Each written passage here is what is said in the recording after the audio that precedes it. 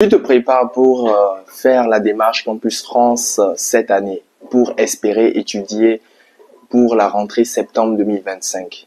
Bonne nouvelle, aujourd'hui à travers cette nouvelle vidéo, je vais te partager les 10 astuces que tu dois absolument connaître qui vont t'aider à éviter de passer à côté.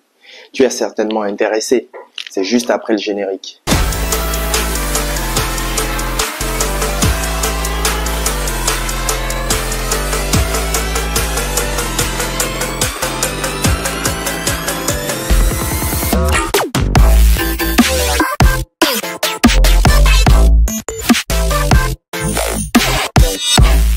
Avant de commencer cette nouvelle vidéo, je t'invite à liker cette vidéo, à t'abonner si tu ne l'as pas encore fait, à activer la cloche de notification pour ne rien manquer de nos pépites. Parce que cette année, il y aura du nouveau, il y aura beaucoup de nouveautés.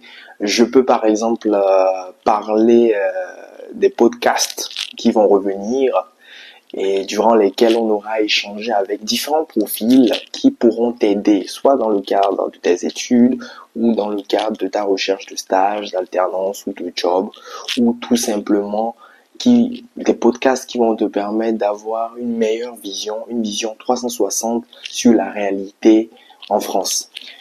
Tu as l'obligation de t'abonner pour ne rien manquer de ces nouveautés. On travaille beaucoup pour sortir du bon contenu, donc ce serait dommage de passer à côté. Donc sans plus tarder, voici les 10 astuces à connaître qui vont t'aider à éviter de passer à côté, parce que j'ai pas encore envie que cette année que tu échoues. Si c'est ta deuxième, troisième, quatrième tentative, et si c'est ta première, j'ai envie que tu réussisses d'un seul trait, parce qu'il y a beaucoup d'investissement derrière, il y a beaucoup de sacrifices. Je suis passé par là, je sais ce que c'est, et j'ai vraiment envie que tu réussisses. Première astuce, vouloir changer de filière. Il y a beaucoup d'étudiants qui, je comprends, ont choisi une spécialité, peut-être comptabilité, commerce, que sais-je, et qui se sont rendus compte au bout de la licence ou au bout d'une première ou d'une deuxième année que cette formation n'était pas adaptée pour eux, et ils souhaitent justement, dans le cadre de la poursuite de leurs études, que ce soit en licence troisième année ou en master, changer catégoriquement de filière.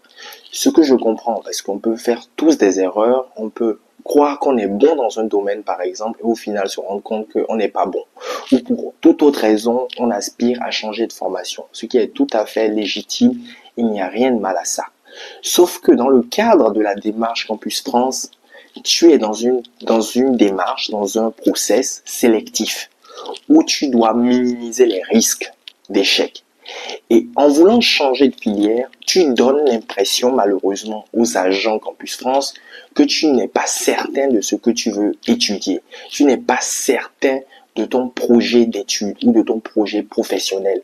Et le faire dans le cadre de cette démarche leur donne cette impression qu'effectivement, tu n'es pas prêt à partir en France, tu n'es pas prêt à poursuivre tes études, tu ne sais pas exactement ce que tu veux faire et tu leur donne justement cette image de penser que tu vas en France pour te balader, pour te promener. Parce que selon eux, il n'y a aucun élément, il n'y a aucune garantie à leur niveau qu'en allant en France, tu n'iras pas te balader, tu n'iras pas encore changer de filière sur de filière pour finalement prolonger ton séjour en France. Alors que la volonté derrière la démarche d'études en France, c'est de partir en France, effectivement, poursuivre tes études, finir tes études et rentrer au pays. Ils n'ont pas envie d'avoir des étudiants étrangers qui s'éternisent en France. Parce que plus il y a d'étudiants qui s'éternisent en France, moins il y aura de place forcément pour de nouveaux étudiants. Parce que oui, cher ami, il y a des quotas. Il y a des quotas, de plus en plus de quotas. Ils veulent réduire, c'est déjà le cas, réduire le nombre d'étudiants qui vont en France, et ils veulent s'assurer que bon nombre d'eux reviennent dans leur pays d'origine. Donc il faut nécessairement être sûr de ta formation. Si la formation dans laquelle tu es actuellement ne te plaît pas, poursuis dans cette formation, et une fois que tu seras sur le territoire français, tu pourras voir avec ton école pour changer de filière. 2. Postuler dans une année de formation en dessous. La deuxième vérité est la suite logique de la première. dans le sens où tu vas en France pour étudier. Quelqu'un qui va étudier en France est plus ou moins sûr de son cursus universitaire. Il sait ce qu'il va étudier en France. Et vouloir aller postuler en deuxième année alors qu'on est déjà en licence 3 ou que sais-je, ou on est en master 2, postuler en licence 2, démontre d'un manque de sérieux, démontre d'une volonté de prolonger son séjour en France. Alors que, comme j'ai eu à le dire, l'État français n'a aucun intérêt à ce qu'un étudiant étranger s'éternise en France. Les agents Campus France n'ont aucun intérêt à éterniser le séjour d'un étudiant étranger en France. Donc il faudra nécessairement, si tu es en deuxième année de licence, postuler logiquement pour une troisième année de licence. Si tu es en licence 3, il faudra nécessairement que tu postules pour un master 1. Une fois arrivé sur le territoire, tu pourras changer de filière, tu pourras même changer de niveau de classe, peu importe, faire ce qui t'intéresse. 3. Rater son entretien. Et oui, il y en a encore malheureusement qui ne se préparent pas assez pour l'entretien. L'entretien, cher ami, est capital, est décisif pour l'acceptation de ta candidature. L'entretien est un passage obligé qui dure à peu près 10-15 minutes où l'agent aura à te challenger, te tester, te poser des questions pour voir vraiment si tu maîtrises le sujet, si tu maîtrises ta formation, si tu es prêt à partir en France, si tu maîtrises l'environnement, si tu as un minimum de connaissances sur ce qui t'attendra une fois arrivé là-bas. Et tu conviendras avec moi qu'un entretien qui n'est pas préparé démontre d'un manque de sérieux, démontre d'une autre motivation, démontre d'une autre motivation différente de celle d'aller étudier en France. Donc, il faut nécessairement que tu puisses préparer cet entretien. Et bonne nouvelle, à EVF, nous te préparons justement à réussir ton entretien. Tu n'es pas obligé de prendre un accompagnement personnalisé qui regroupe toutes les étapes de la démarche Campus France. Tu peux, oui, souscrire au coaching entretien où on va te partager des astuces, on va te coacher, on va faire des simulations, on va vérifier avec toi ton CV, on va t'aider dans les réponses que tu dois donner, dans ton gestuel, dans ta manière de répondre. Bref, si tu es intéressé, n'hésite pas à nous contacter par WhatsApp ou directement faire la demande sur notre site internet. 4. Bâcler sa rédaction de projet d'études. Le projet d'études ou projet professionnel, parce qu'à l'époque, les deux étaient différenciés, mais aujourd'hui, c'est un seul projet d'études professionnelles que tu rédiges. Et justement, cette vitrine du magasin qui donne envie d'en savoir un peu plus sur ta personne. C'est dans cette rubrique que tu auras à parler de ton parcours en quelques mots, à parler de tes aspirations, de tes motivations à poursuivre tes études en France et à mettre aussi en avant, à te vendre, à donner envie justement d'en savoir un peu plus sur toi, à expliquer la cohérence de ton parcours. Donc tu n'as pas l'obligation de te louper. Tu dois vraiment mettre toutes les chances de ton côté pour que le projet soit intéressant, soit challengeant, soit intéressant, pour que à la lecture de celui-ci, l'agent qui aura à prendre connaissance ou l'école peut-être comprendra ton parcours et pourra ainsi te donner la chance de poursuivre ton projet d'études. 5. Avoir des notes médiocres. Si par le passé tu avais des notes 10, 9, 11, il n'y a pas de problème. Mais le plus important, c'est que sur l'année en cours, il faut que tu fasses le nécessaire pour avoir de très bonnes notes. Très bonnes notes, j'entends par 14, 15 minimum, ou 13 au pire des cas. Parce que les notes, désormais, depuis quelque temps, constituent un critère de sélection des candidats. Et ce serait dommage de passer à côté parce que tu n'as pas été sérieux durant tes études en cours et ce serait vraiment dommage de passer à côté parce que tu n'as pas mis l'investissement minimum requis pour avoir des notes comme 13, 14, 15, que sais-je, voire peut-être 20 ou 19. 6. Être très actif sur les réseaux sociaux. Un étudiant sérieux qui aspire à poursuivre ses études à l'étranger doit être à fond dans les études, doit être à fond dans la préparation de sa soutenance, doit être à fond dans la démarche Campus France, doit être à fond dans la recherche de logement, doit être à fond dans que sais-je. Bref, il doit être très actif et être loin de tout ce qu'on appelle distraction comme les réseaux sociaux. Oui, cher ami, si tu ne le sais pas, sache qu'aujourd'hui, les agents du consulat et même peut-être Campus France ont la possibilité d'aller regarder tes réseaux sociaux et voir un peu ce que tu publies, ce que tu partages. Donc, ma recommandation serait de laisser tes réseaux sociaux un temps soit peu durant la démarche jusqu'à ce que tu obtiennes une validation du visa de l'école pour ensuite te reconnecter sur tes réseaux sociaux. Ou tu peux aussi être actif, mais ne sois pas très actif sur tes réseaux sociaux. Fais attention à ce que tu publies pour ne pas te tirer une balle dans le pied. 7. Ne rien faire l'année en cours.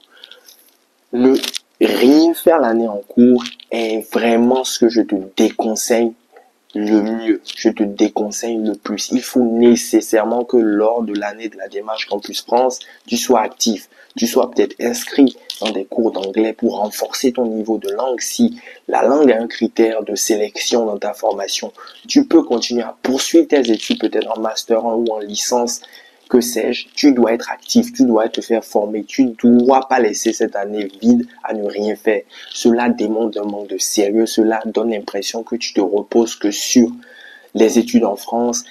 Et cela aussi peut donner l'image de quelqu'un qui ira en France se balader. Il faut qu'on sache que tu es quelqu'un de très actif. S'il arrivait que tu n'aies pas malheureusement une acceptation, que cette année soit pas perdue pour que tu puisses continuer à construire ton avenir professionnel. Ou si ça marche, au moins ce que tu auras à faire l'année en cours, fais en sorte que celui-ci puisse te permettre justement de réussir dans le cadre de ta poursuite d'études à l'étranger. 8. Prendre un garant ayant des enfants à charge. Cela est une autre erreur que beaucoup font. Comment prendre comme garant un monsieur ou une dame qui gagne à peine 2000 euros, voire un peu moins, et qui a déjà des enfants à charge? Je me demande comment des fois certaines personnes réfléchissent.